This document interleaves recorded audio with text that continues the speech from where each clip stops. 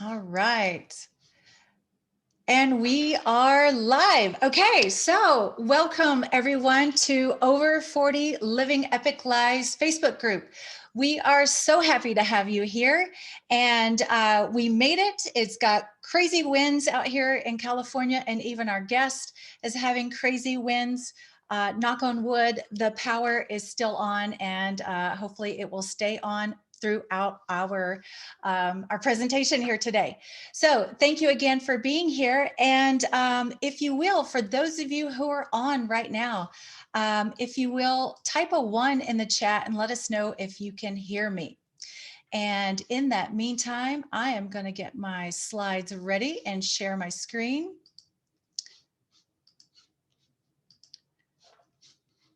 All right. So today our topic is, well, again, welcome to Over 40 Living Epic Lives. We have a special talk for you here today. It is called Getting Unstuck and Finishing What You Started. So no matter if you've got unfinished projects that you just can't seem to finish, maybe you're stuck in your career, maybe you can't make an important decision right now, and maybe you're losing focus, or maybe you're starting a new venture, or any of those things. Maybe it's you're trying to eat healthier and stay on track with your exercise and healthier eating food choices. So no matter where you're at, we know you're going to benefit from today's talk. So I want to give you a little backstory on why I created this group and why we're doing this particular topic today. I surveyed quite a few of you, and I got this great response that a few people could use help with getting unstuck. And so my story is in 1998, I was the producer of, produced and hosted a mind and body fitness TV show. I did that for 3 years. And in 2001, I founded an award-winning mind and body boot camp. I sold it after 10 years. In 2009, I co-founded a wellness company, did that for 10 years.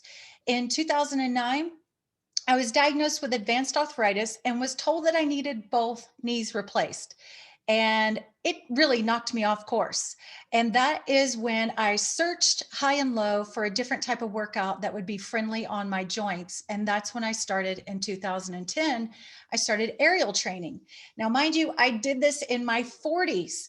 And so I've been doing it for 10 years now, and I now perform and teach in aerial, and I perform along students that are half my age. So my point in telling you this is that it's really never too late to start over. It's never too late to get unstuck. And then 3 years ago, I lost my career and a long-term boyfriend, and that kind of knocked me off course for a while. And I allowed myself to feel stuck for quite a long time.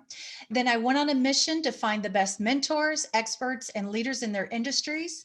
I applied what I learned, and my life transformed. Losing everything was a blessing and a spark plug. I started 2 new businesses, I wrote a book, and started developing a course. So again, I just want to remind you guys, if I can do it, you can do it. And it's truly never too late to have an epic encore. So let's talk about our speaker today. We have none other than Dana Fonteneau. Dana draws on her diverse background in music, business, finance, and psychology to help her clients gain greater personal and career success. She is part performance coach, management consultant, financial advisor, and therapist. Her work is conducted one-on-one in small group settings and through writing and speaking engagements to address career planning, interpersonal dynamics, performance anxiety, and financial planning and negotiations. Dana is a conservatory trained musician who has performed as a soloist, chamber musician, and as an orchestral player around the world. She holds degrees in cello performance and chamber music from the San Francisco Conservatory. Additionally, she holds a MA in counseling psychology from the California Institute of Integral Studies. She is also a DeMartini method and DeMartini values facilitator and is a licensed marriage and family therapist. I can't wait for you guys. I can't wait for this talk. You're going to absolutely love her. So before we bring her out, if you could, let us know, are you watching live or on replay? And as you're listening to this talk today, go ahead and start posting your comments down below. And our producer, Janice, is going to let us know when we start getting questions. All right, with no further ado, I'd love to bring out Dana. So Dana, come on out on camera. Thank you. Hi. Thank you so much for being here today. I understand that you have red flag warnings where you are.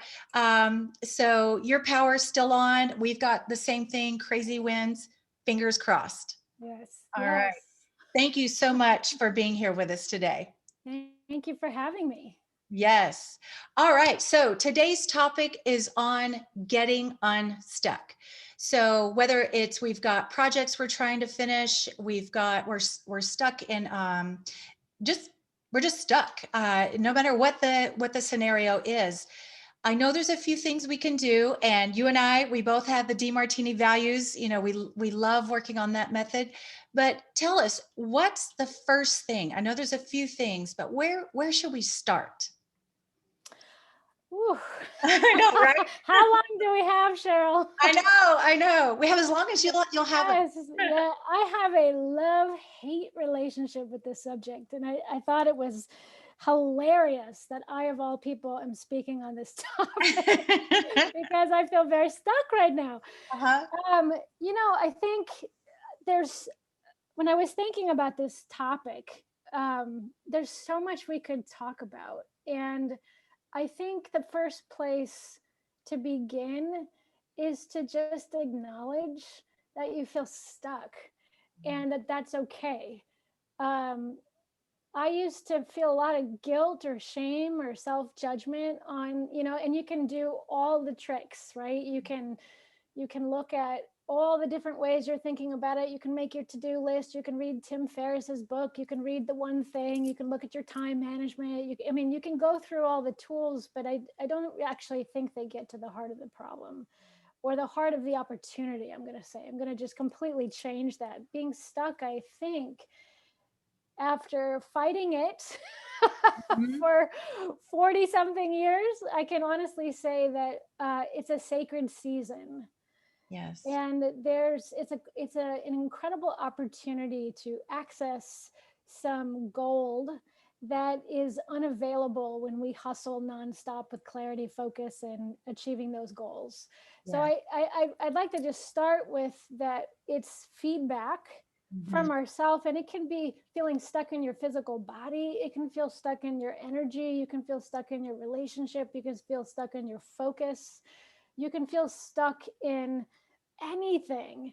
And it's a really incredible opportunity to stop what you're doing Yes. and ask a high quality question, which is really often something very, very young. So, as a psychologist, when I think of stuck, the adult self is trying to power through, right? We know what we want to achieve. We've got that inspired vision. We've linked it to our values. We've done all the good work around it, but it's usually not that version of us Yes. that is stuck. It's usually a very young part of the self, probably age 3 or younger, and that consciousness is not having an opportunity to speak. Yes. So that's one way to look at being stuck. If I speak about it generally, because obviously it's going to be a case by case basis, and feel free to stop me anytime because I'm kind of on a roll here, Please keep because there's so going. much to say, right? but Yes. but the second thing I would say is oftentimes we feel stuck because in our perception we have, let's say it consciously, we have a perception of the positives, right? Like, for example, you were sharing that here in California, we had our bags packed ready to evacuate for the fourth time in 2 months, and I have been feeling stuck in this house, stuck in California, Mhm. right? And so in my fantasy, in my conscious perception, I have the perception that if we just moved somewhere that was less expensive than the San Francisco Bay Area, that didn't have fire season, that everything would just be better, Yes. right? But the problem with that thinking is that it's hard to turn that into action or to create a plan, right? Yes. Because unconsciously in the back of the mind are all the downsides, like we've lived here for 20 years. Mhm. What would it take to clear up all that clutter? And what's the downfall going to be to our businesses if we have to suddenly focus on low priority things that we don't really want to delegate but don't want to do ourselves? There's a downside in the unconscious, but there's a upside in the conscious part of our brain. And so when those two parts don't have a conversation, we can feel stuck. Yes. We can also feel stuck when we don't have a clarified vision that is specific enough. So sometimes we set goals that are emotional that we don't actually articulate down to actual detail, like how much time is that going to take, or what's the skill sets that are required, or, and then we get discouraged when all those obstacles start surfacing that are humbling us to that upside, right? Yes. So stuck is, I think, stuck is so many things, but the first thing I would just love to share with people is that it's not an accident. It's not a sign that you can't get it done. It is not a reflection in any way of your talent or ability. It has nothing to do with whether or not you are capable of achieving this goal. It's just a parking brake that's on while your foot's on the gas because some part is trying to get through to reveal some information that might not be conscious yet. Yes. So that's how I'd love to open up this discussion, because sometimes we only value achieving the goal. Yes. And we think, oh, I got to get unstuck because I just got to get that thing done. And if I get that thing done, everything will be better, or whatever that goal is going to achieve for you seems to have a very positive outcome. But there's just a bit of a disconnect between the other elements that are involved in achieving that goal. And sometimes we're not even aware of what's going on in our present moment. So getting present and Yeah. just being with what it is, Yes. whether it's having to feel the shitty feelings we don't want to feel that we cover up by hustling, Mhm. whether it's acknowledging the downsides of that thing that we think is going to be so great, or whether it's facing the fear of success.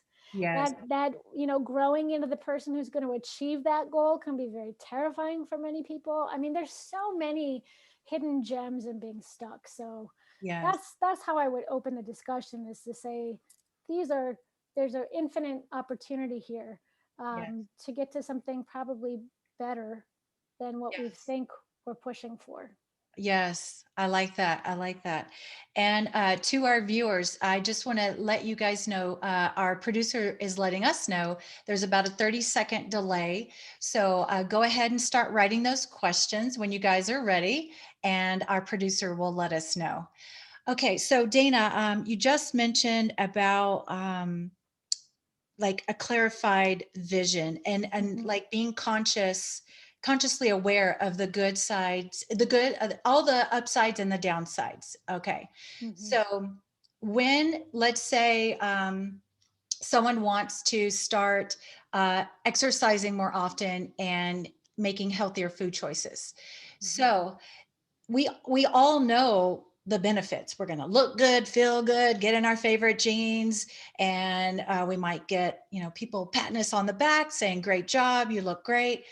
But what we tend to not do is be aware of the downsides, which might be things like, what, like you might be tired some days, you might not feel like getting out of bed some days, right? mhm. So what we need to do is start making a list. Whenever we have a goal, when we think we're stuck, we make a list and start stacking the benefits, and then we start stacking the not so great parts. Like, we've got to be aware that there's going to be both occurring. Is that correct? Well, there's so many things we could say Okay. about this particular topic, Cheryl. I think the first thing to say is it's going to be very personal, case by case basis. So there's no one size fits all, right? But part of the challenge is that sometimes when we say, I'd like to lose weight. So if I just use myself as an example, I would love to lose weight because, and then it's really important to just answer that question as deeply as possible, right? So if I fit into those jeans, what do I think is going to change that I don't think I already have presently? Or do I actually want to do the work that's required to get that result? Because if I do that, so for example, just speaking from personal experience, doing like a ketogenic diet, Mhm. like, man, I got the keto flu. I had to drink a gallon of water, which is very inconvenient when I work with clients all day because it's pretty hard to get through a 15-minute session without having to go to the bathroom. I mean, there's so many downsides, right? But if I don't have the clarified vision so articulated in my mind, and if I don't have a strategic plan, Mhm. right? So trying to do something like, if I just use the example, ketogenic diet, Mhm. you want to have your meals planned. You want to know when you're going to eat. You want to rule out any kind of decision making so that you can just not have to be in that teeter totter of positive, negative, positive, negative, positive, negative. That you want to rule out all kinds of choices, Mhm. because otherwise that internal seesaw Yes. of discussion. And here's the thing about the way our brain goes: when we're feeling stuck, we're not actually playing a fair game in our mind. So think of it as an example. Uh, Oftentimes, when we're trying to make a decision, when we feel stuck, we're comparing option A to B, Mhm. right? As opposed to option, like, so if I say like we're not comparing an apple to an apple, we're comparing an apple to an orange. So Yeah. when we're trying to make a decision, we don't have a clear playing field in our mind. So if we use like, why would I want to lose weight? Well, I'd like to feel more confident. Well, first, it's a matter of going, well, where do I currently feel confident? Where am I currently confident in my life? And what does that feel like already?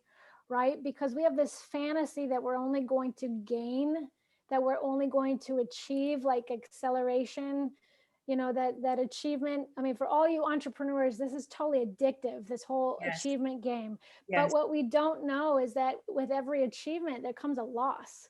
Mhm. So I actually gained the most weight when I was most successful in my career.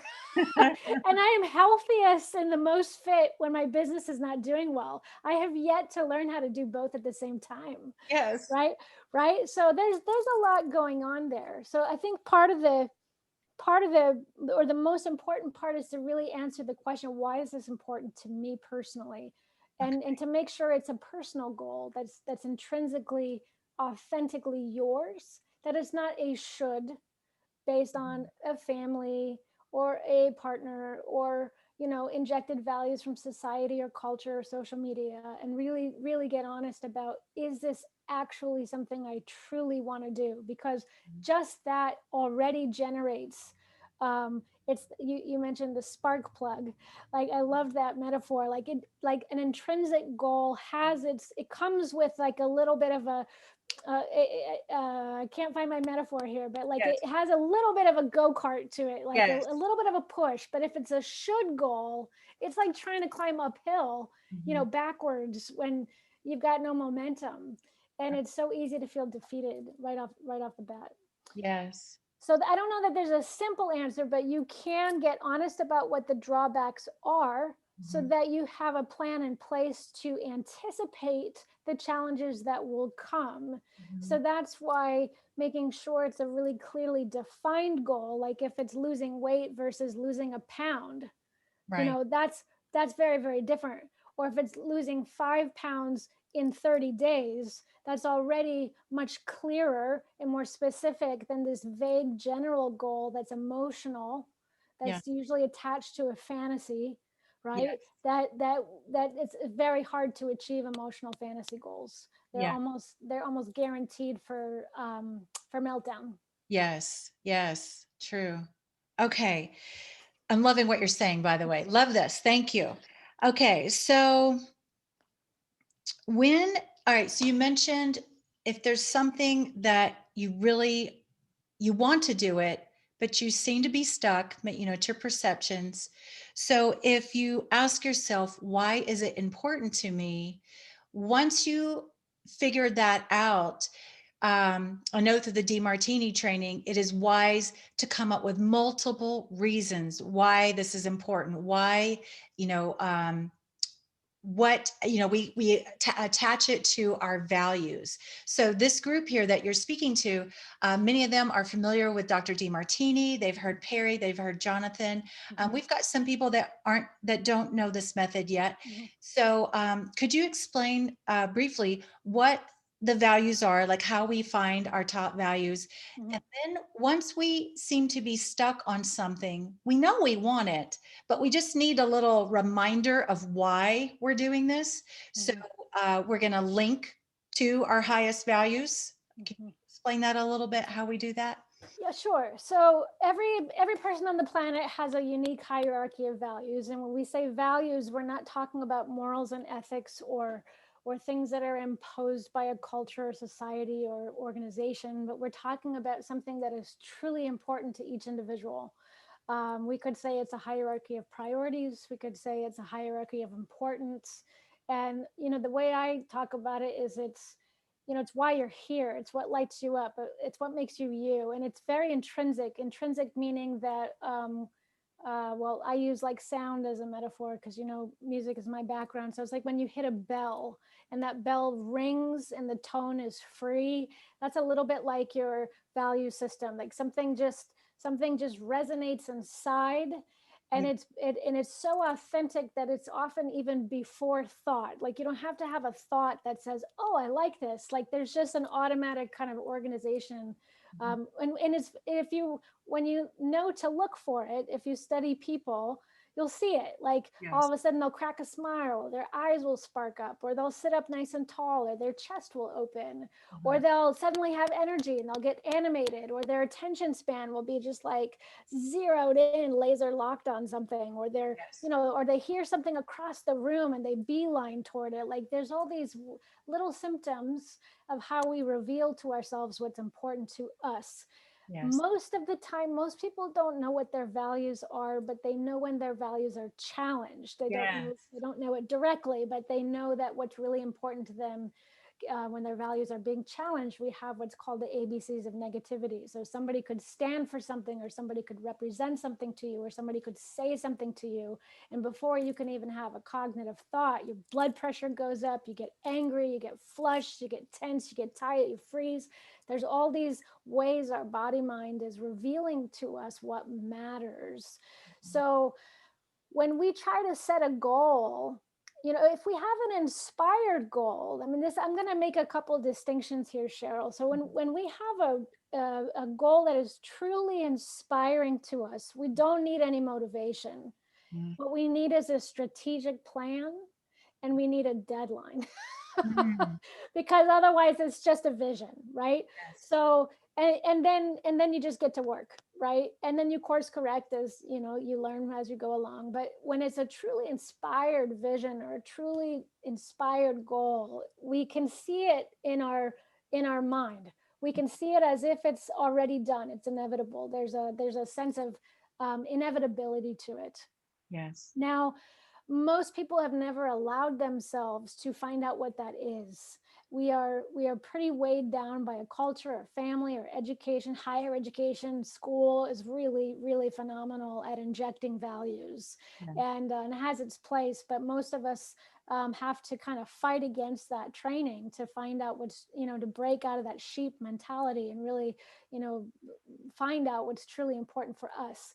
So DeMartini has created a system. He didn't invent it, but he developed it, and it's called the hierarchy of values. And so, it literally is just a hierarchy of, from the top, which is our telos, it's our why, it's our reason for being in existence. And then after the top three or so, we have these middle values, and then we have things that are low values, and we have things that are not even in our values.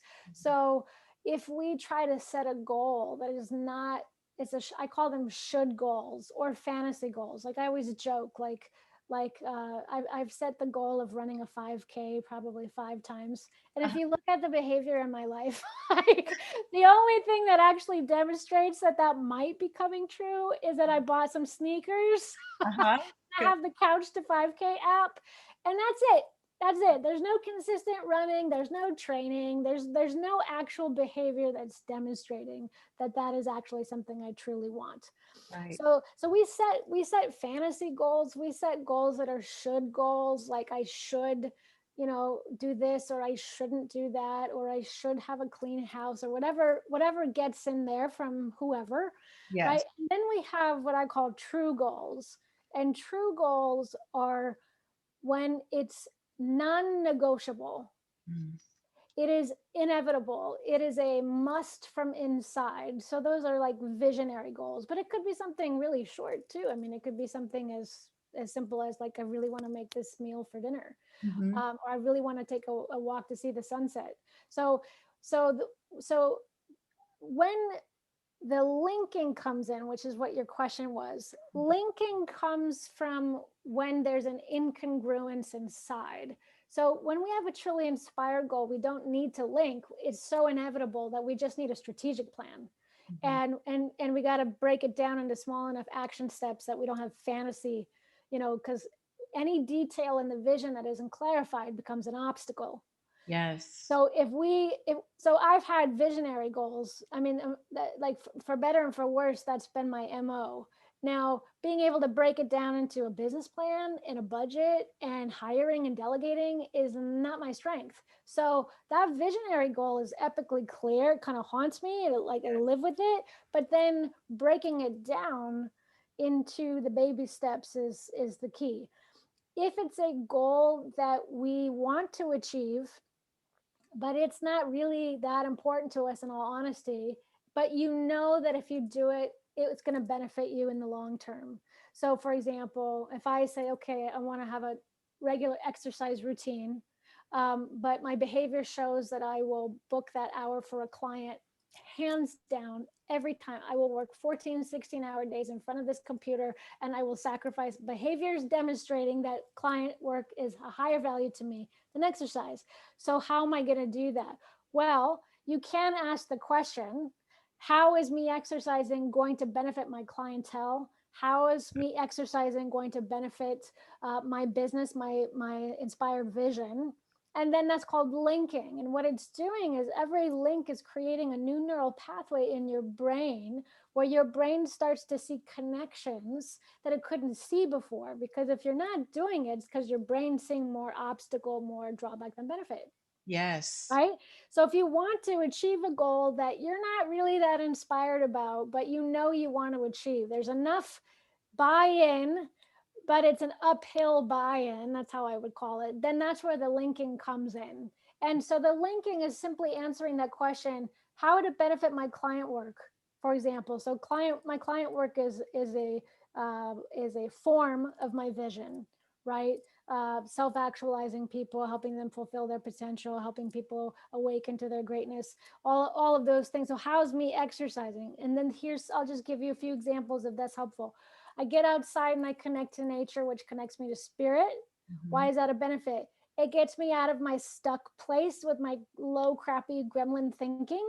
It gets my body moving, so I'm more agile and mobile, and I'm more flexible, which helps my thinking because then I can think outside the box. So I Mm-hmm. have to keep answering in ways that actually link. So it can't just be like, oh, I'll be healthier. Well, Right. there's no buy-in there. That's just a nice thought, right? Mm-hmm. So we answer that probably 20 to 50 times, depending on how stuck you are with the goal. But it could also be a matter of breaking it down into something tangible. So for me, sometimes I'll give myself permission to have it be a 20-minute walk, but I really kind of max it out. It's like I'll walk, but I'll listen to a really inspiring podcast, and I'll take a route that has a really beautiful view, and I'll make sure, so I'm knocking out the things that really inspire me while exercising. So the exercise kind of gets hidden into the other things that are more inspiring. Does that make sense? And then I'm like, oh yeah, let's go walk, let's go do it. So this is just an example, but Yes. we have to get honest with the games we play. Mm-hmm. And the challenge is that most of us turn to self-criticism, guilt, and shame Mm-hmm. as the go-tos. The number one those are the top three. I'm not enough. I'm not good enough. We have guilt and shame about it. And then we get stuck. Yes. So I'm a huge champion of finding the gold in the guilt and the shame. I love that. Yes. I think that's partly why we get stuck. It's because it's too painful to feel. Yes. So I'd rather just like, get the whip out and start like beating ourselves up about it rather than just feel the fear or Yes. feel the shame.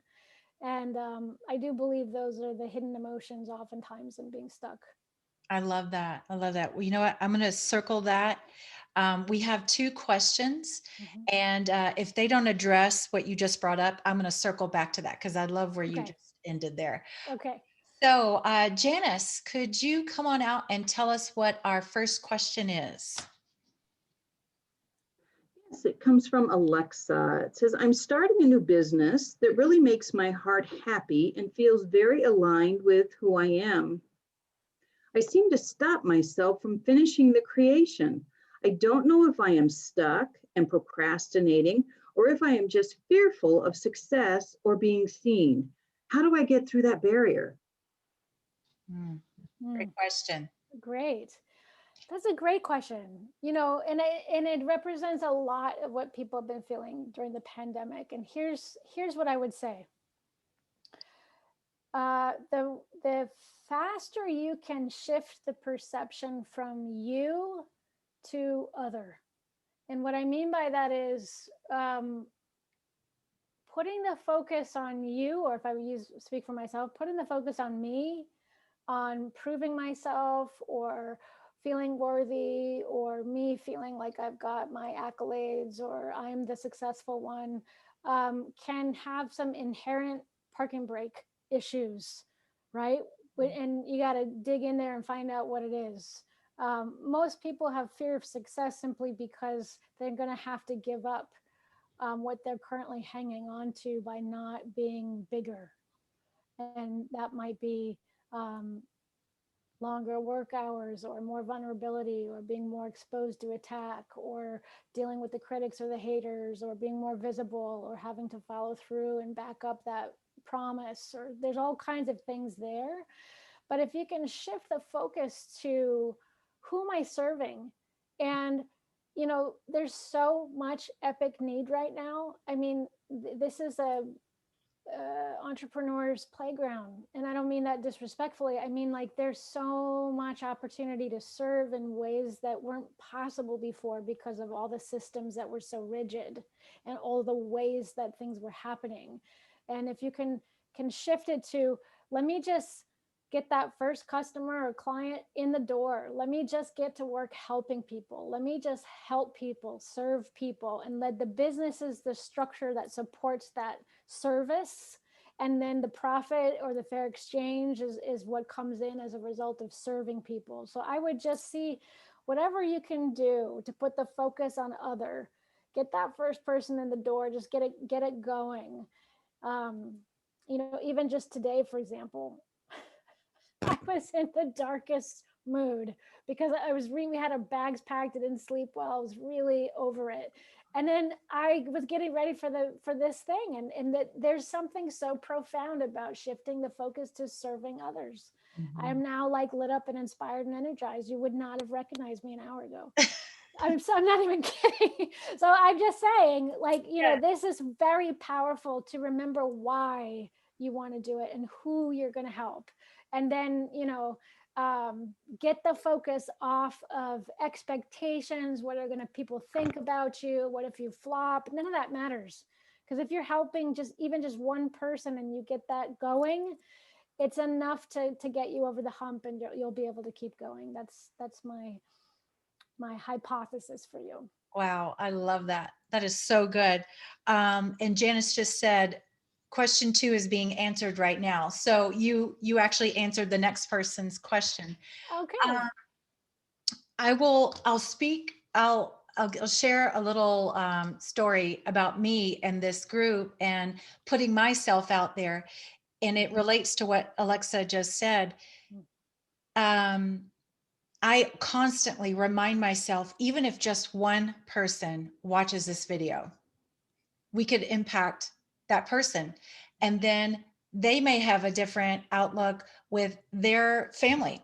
and they may have a different outcome and outlook with their work. Maybe they're a CEO of a company. Maybe they're, just it's crazy how all it takes is one person helping one person, and it helps shift your focus. Mhm. And I love that Dr. DeMartini constantly says that Mhm. is when you put your focus on serving others, Yes. take it off yourself, and then you're like, okay, all it matters is just one person. All I got to do is help one person, and it makes all the world a difference. And then it will create a snowball effect, and more people will be enlightened and affected by it. Okay, now I do have a question that was sent to us in advance. So let's see. Okay, this one is from Paula. Unless, Janice, can you tell me if that question was from Paula that was already answered? Okay, while she's doing that. Okay, good. So this is a question from Paula. She says, some of us have been banging around inside the same self-made, limited mindset our whole lives. It's good to recognize this, but how do we jump outside of it? How do we start thinking outside the box to create new neurological pathways that didn't exist before? Good question. So basically, I know a little backstory. When one has been just submerged and surrounded with the lack, like growing up maybe in a not so wealthy family, and just there was always things were tight. They were not as wealthy as others. You get what I'm saying. So the things that they were surrounded by very rarely showed wealth and abundance. So when you get older as an adult, how do you break that cycle? How do you break that limiting mindset? Well, I think all these questions, I think these are incredible questions. And I think it's always going to come down to an individual's moment of perception. So I hesitate to answer generally, because for each individual, it's going to be based on your own specific circumstances, your own specific perceptions, and the meaning that you're giving those perceptions. Mm-hmm. Having said that, I think the greatest thing you can do is ask yourself, how did those limitations serve you? Mm-hmm. So, for example, you shared my kind of weird polymathic journey, Uh-huh. as I've been in pursuit of my telos, my vision, and it's there's I can honestly say hands down, and this is very much thanks to Dr. DeMartini and the work of the DeMartini method, but I can honestly say there is no way I would be able to do what I do and the way I do it had I not grown up in the circumstances that I grew up in. Mm-hmm. So I left home when I was 16. I mean, I've got a lot that I could share about that if you all want to hear the dark story. But I don't know anybody who's achieved greatness who hasn't had a really rough childhood. Mm-hmm. And I had incredible parents, and when I realize now that my parents were the perfect parents, because what they cared about is actually what leads me to my telos. Mm-hmm. But the financial help, or I was a latchkey kid. My dad's gay, came out at a certain point in my life. I mean, there's a lot going on in my childhood, but I can honestly say that had I not gone through that pain, there's no way I would have the sensitivity or the depth, or be able to even talk about guilt and shame with any kind of authenticity. Our life is exactly what's needed to shape us into who we want to be. But if we have fantasies about who we think we're going to be, and we're comparing our current reality to that fantasy, and if the first thing you want to do is just debunk any kind of, I don't know a single person who's achieved massive success who hasn't had some horrific stuff happen to them. Right. And there's in my world, so for example, going from music to, I did 10 years of somatic healing work with psychology work, and then now it's DeMartini work, and also coaching and consulting and public speaking. And you know, I have people joke about it with me. They say I have this weird spidey sense. I know I have that spidey sense because of the home I grew up in. I know that I have a sensitivity of feeling people deeply because of the mental health dynamic I grew up in. So there's no way I could develop that if I hadn't been forced to through very difficult circumstances. Mhm. So if you can let go of any expectation of what you think it should look like and really ask a different question, which is, how is what I've gone through helping me get to where I want to go? You know, first we all answer that question, we're like, what are you talking about? That's ridiculous. Uh-huh. But really, it's until we actually answer it, like, well, what did that limiting belief teach you? What did having scarcity show you? I mean, to this day, I'm so scrappy. I was joking with my husband. I was like, if we have to evacuate because all the hotels were sold out, I was like, I've slept in a car before. I've slept overnight. I'll sleep in a car. I will work at McDonald's. I will be one of those Amazon drivers. And it's like I can go there because I had to at one point in time because you just survive because you survive, right? Right. Right. So these are skill sets that are the bread and butter of entrepreneurship. Yes. As like these challenges that we face. It's just that maybe the disconnect is, how do you translate that into the skills that are required now? Mhm. It's just the missing link. It's not that was an accident. It's like, how do you convert it? Yes. And once you can convert it, then you flip the coin. You see the heads and the tails, and you can get into action.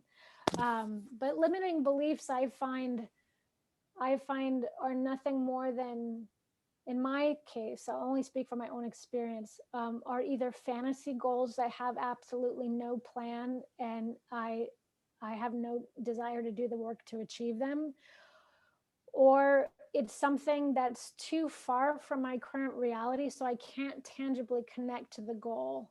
Yes. So, for example, there's an exercise called from DeMartini called "Where's My Billion?" And he has this exercise called the 6 Steps to Wealth, which is all about linking. And when I teach that course to people, they can't connect to a definition of wealth because it's either so emotionally charged or it's so vague and undefined that they can't actually connect to a number that's grounded with a strategy. So I know I'm speaking a lot, and this is kind of my style. It all comes pouring out. But I love the challenge about what we call limiting beliefs is nothing more than an unspecified goal that doesn't have a strategic plan, and it may or may not be truly authentic to you. And that's hard to hear because it really puts the accountability back on the individual. But sometimes it's a self-worth thing, and here's the sad truth, the honest truth: nobody, no one, no circumstances, no financial picture, no relationship, no weight, no nothing will ever give you your self-worth. Yes. So we have this fantasy that we missed out because we had the wrong circumstances, but really we are the only ones who can find that out to know our worth. And my experience is that comes from serving people, doing what matters to me most. Self-worth comes from me doing what I am here to do. When I'm not doing that, my self-worth goes in the toilet instantly. Just watch me do my taxes. Yeah. Like an idiot with the spreadsheets and the calculator and the number. I mean, just like, but you put me in my sweet spot, and then, it's self-worth. It comes from that. Yes. So that's my long answer, Oh Paula. my gosh, Dana, that was all. I just started getting goosebumps hearing that. That was amazing. Thank you. And for those of you on this call, on the Facebook Live, could you please let us know, drop a comment, let us know where you're coming in from. Again, let us know if you're watching live or on replay. And most importantly, how is this resonating with you guys? Let us know a few takeaways. that you're enjoying about this talk. It lets us know, again, that we're serving you, that we are providing value, and this is something that is really helping you and being very beneficial to you.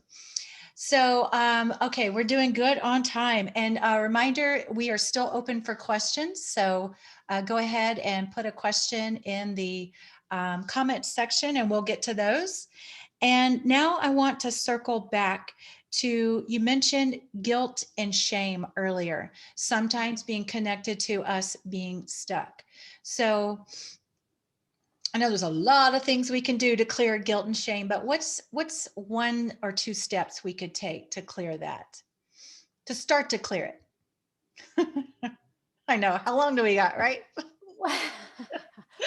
Well, I mean, we could talk about this for weeks. I think, well, first maybe we can start with just a little bit of clarity. So guilt can be defined. So Brene Brown will talk about guilt and shame. She'll say guilt is about a behavior.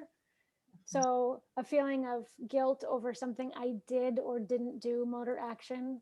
And then, DeMartini will say the same thing, and he'll say it's the perception that something that I did or didn't do with my motor action. So it's a behavior or a withholding of a behavior to someone else that causing them more drawback than benefit. And then if we go to shame, shame is shame. I'm just going to use my own definition on shame because I'm so deeply connected to shame. So deeply connected to shame. Shame is a sense of I'm not enough. It's I'm not worth it. Sometimes it can be even the question of, do I deserve to be here? Do I deserve to be on the planet? Like am I worthy of love? I mean, it can go really, really deep. It can go very, very young. So there's no quick answer to this. The way I approach, so guilt is very, very different than shame. So I'm going to put guilt aside. Well, actually, what I would say about guilt is guilt, it's essential to understand causality. So causality, basically, we all have our hierarchy of values, correct? And we all have our perceptions. Our perceptions are like DNA specific, right? So like if I look at a red apple and you look at a red apple, we're not going to see the same apple. And if we try to describe it in our own language, our own voice, our own perceptions, we're going to and if someone's blind and only listening to the words, they might not even know we're both describing an apple. Okay. Yeah. So if we use that as a metaphor for all of life, yes. Someone can do something to you and you don't even remember. It's no big deal. But if you're in a certain state, or if it's something that's personal to you, you can then judge it as traumatic. You can judge it as awful. You can judge it as horrific, or you can judge it as wonderful. You can judge it, but it's all based on your perception. And so here's the thing. Nobody can do anything to you. It's your perceptions that cause the suffering. And this is very difficult for people to own because it is so much easier to blame someone else. But it is just amazing to me. So all my years of working as a psychotherapist, to see people, even with DeMartini work for sure, they just a thought of a person in a moment of time that maybe let's say it was like 25 years ago, you can watch them age in like 5 seconds. Their posture changes, their heart rate goes up, their blood pressure goes up, they get red, they get angry, get bitter, or they go into trauma, or they go into fight or flight, or they freeze, or they cry, or they're sobbing, or they're angry, or they shut down. And the thing is, that person's not in the room. That person's not even on the phone. That person's not in the building. That was a moment in time they referenced in their mind 25 years ago. Now, I'm not saying that wasn't a difficult moment. What I'm saying is that person wasn't there, that it was the thought that recreated a moment that the body and the emotions respond to in a very visceral way that is often pre-verbal. Yes. precognitive. It's like you don't even know you're doing it. The body will respond that fast. So Yeah. I start with that because if we think we're responsible for someone else's feeling, first of all, that's Superman syndrome. Mm. And you got to own both sides of that. So if you think you're responsible for someone's happiness, then you're also taking responsibility for someone's anger, rage, and defeat, and those two spectrums. And that's just an awful lot of responsibility. And it's actually not humanly possible. So that's the first thing. The second thing is nobody can make you feel anything. Right? So we have to own that, and that is the gateway to empowerment, is to start to own. Now, most people won't want to do this. It's really hard work. It's not fun. It's not fun at all. It's way easier to blame, or to have a glass of wine, or to watch some TV, or eat those chips, which is why I'm not going to lose that weight, because the chips is really efficient to Right. not have to feel the feelings. So right. So that's the first thing. So when we have guilt, we're not actually seeing a real person there. We're not actually attuning to what's going on for them and what the ripple effect of that moment is. We're not even taking the time to look at what was the equation between those two people. What was the chemistry on both sides that created that action or inaction? Mhm. So we tend to just make all kinds of assumptions, and then we go into all kinds of negative self-talk and feelings around that. So that's guilt. So first of all, I just want to separate that out, Okay. because that's about a behavior. And we tend to mess up causality by thinking we're responsible for things that we can't actually take accountability for. There's no way. Yeah. It's actually not possible. Maybe for a split second, but not for anything long term. But shame is an opportunity for love. Mm. And Yes. I would say, for myself and for many entrepreneurs and overachievers that I know, we are often pursuing these really incredible and very inspiring goals to fulfill a void inside of I'm not enough. Yes. And the problem with that is we have burnout. If those inspiring goals are to fill the void inside of I'm not enough, no matter what I achieve, I'm not enough. There's always that little tiny Mhm. hole, right? That's the only love can fill that.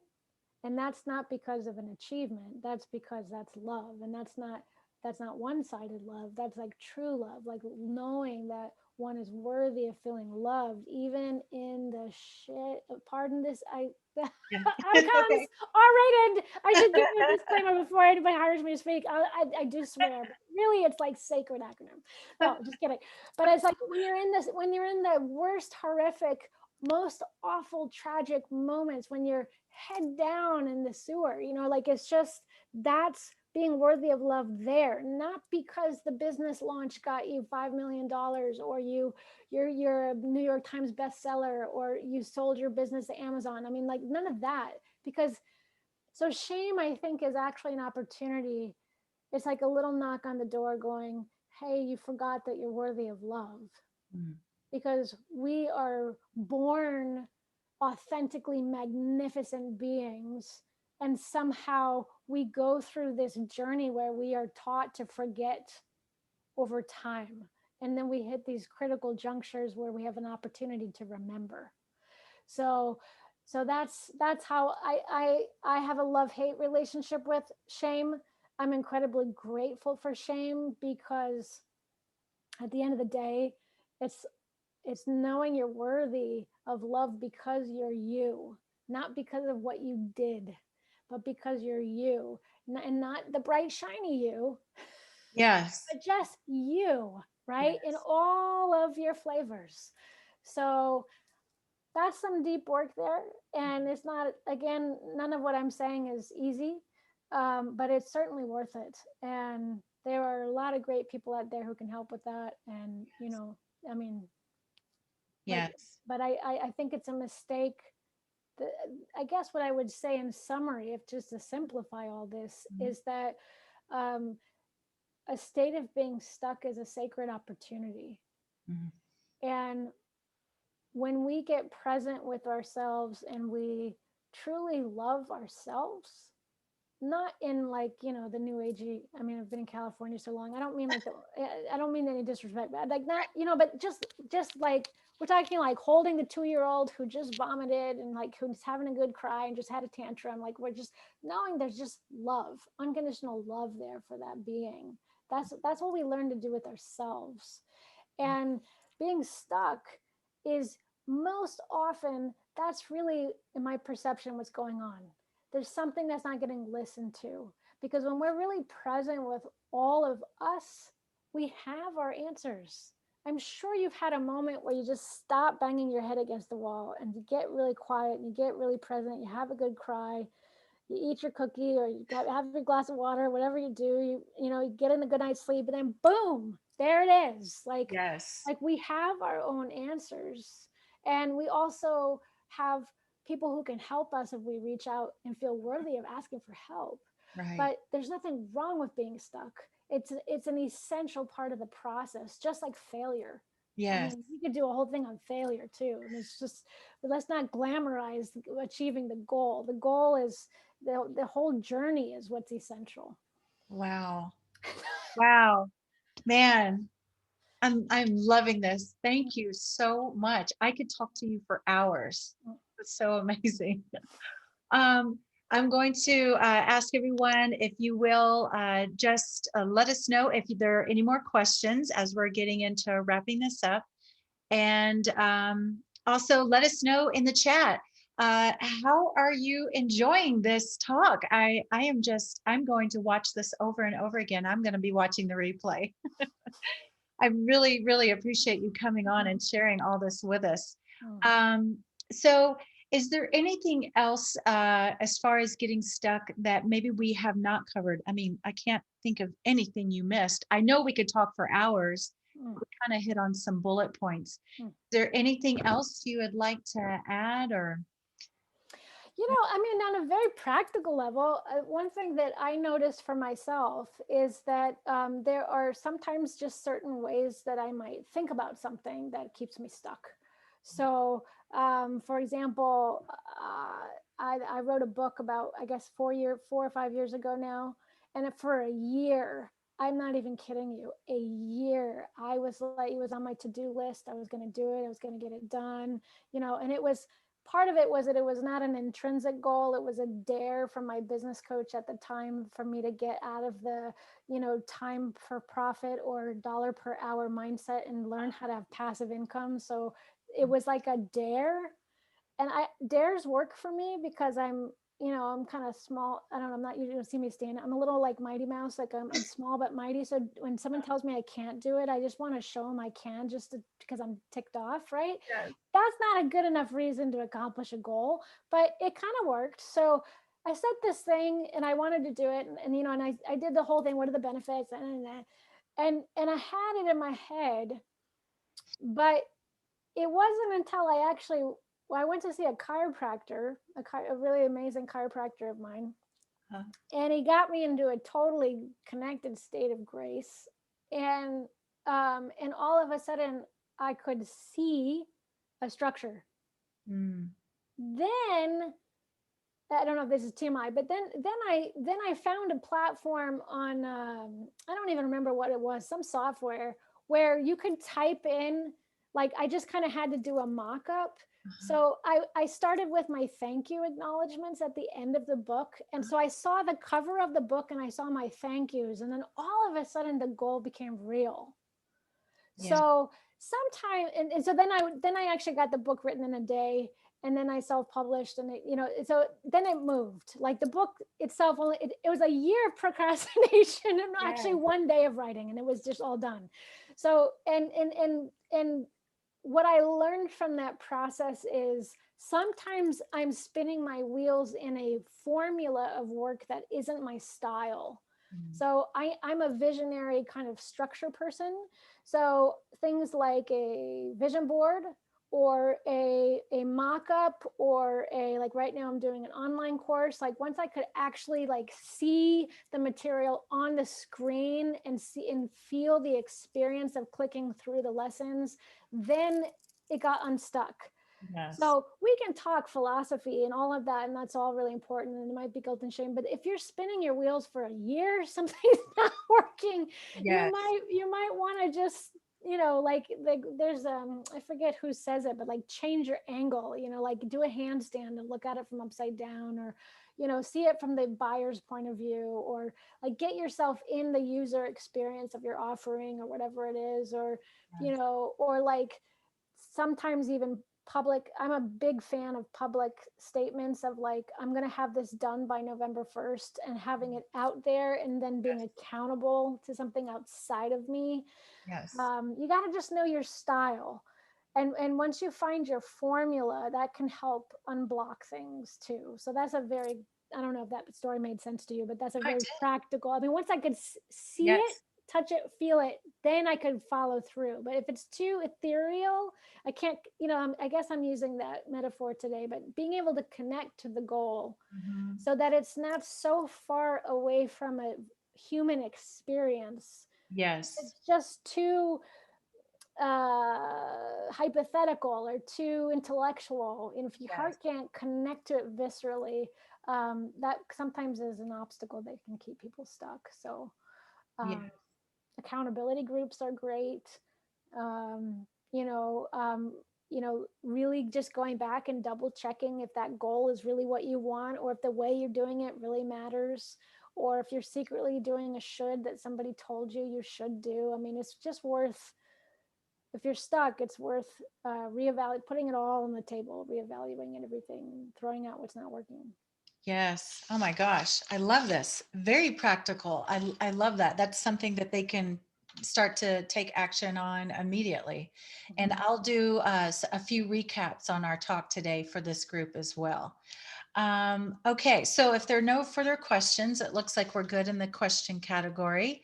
I would like to share my screen. I'm going to show everyone your website here. So just want to say a big thank you, Dana. Thank you so much for coming out today. And we have your website right here, danafonteneau.com. We're going to put this in the comment section in our go live right here.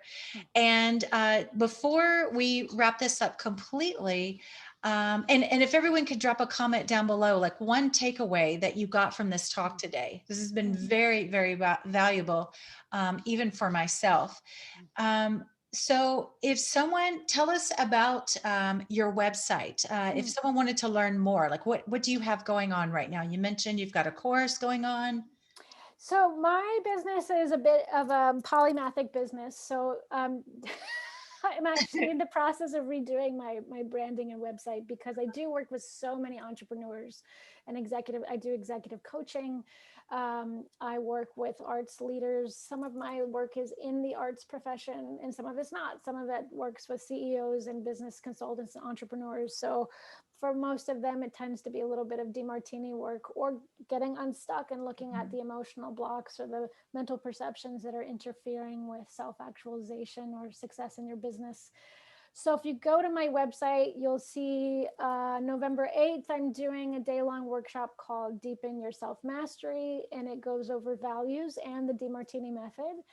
I'm doing one-on-one coaching and consulting. I also work with businesses around job performance, engagement, and vision, tightening things up there. So I'm kind of a polymathic person at your service, and I pull out all my different tool sets to whatever's needed.